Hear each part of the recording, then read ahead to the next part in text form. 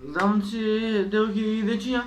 Добро дојдовте на најагата фамилија во Скопје, а и пошироко.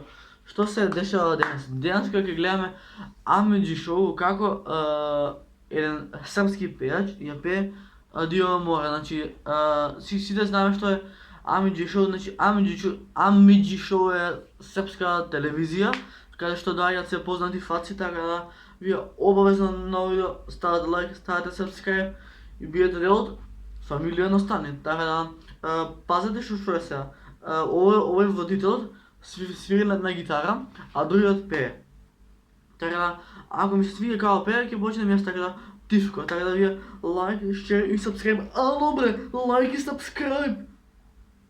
Не знам што беше ова гринчва, ама нема везе, наши сме.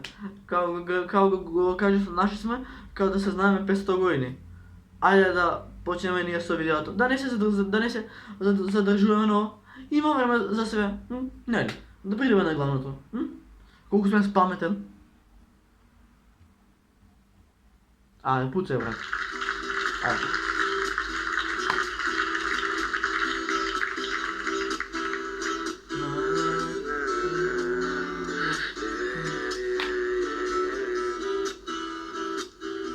Okreni mi leđa, da ne gledam suzom dimzencama, da ne gledam usna kako se koče, dok kažeš mi da dobro sam ja. Okreni, a pogledni sa svojim ne zlatam dok iz ruke mi pada. Čaša kristala što selo, milo mi ko mi. Adio more, volim te jako i još uvek si ono dete i zna. Od koga se neću ja rastati nikad, ti nekog drugog runci do dna. Da bio more, još volim te jako i jako si dan izgubio sjaj. Gledam kako se rušiš polako, a kada te vidim zadrušim se ja.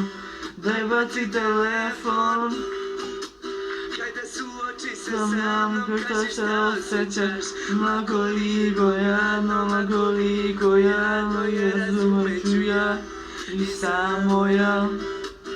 Okreni, a pogledi za svojim mjestom zladam dok iz ruke mi pada. Čaša kristala što selo, milo mi ko mi. Adio more, volim te jako i jako si davno izgubila sjaj. Gledam kako se rušiš polako, a kada to vidim ne drušim se ja. Adio more, volim te jako i jako si ono dete i znam. Od koga se neću ja rastati nikad, ti nekog tu si do dna. Nema na što. Peace. Bro.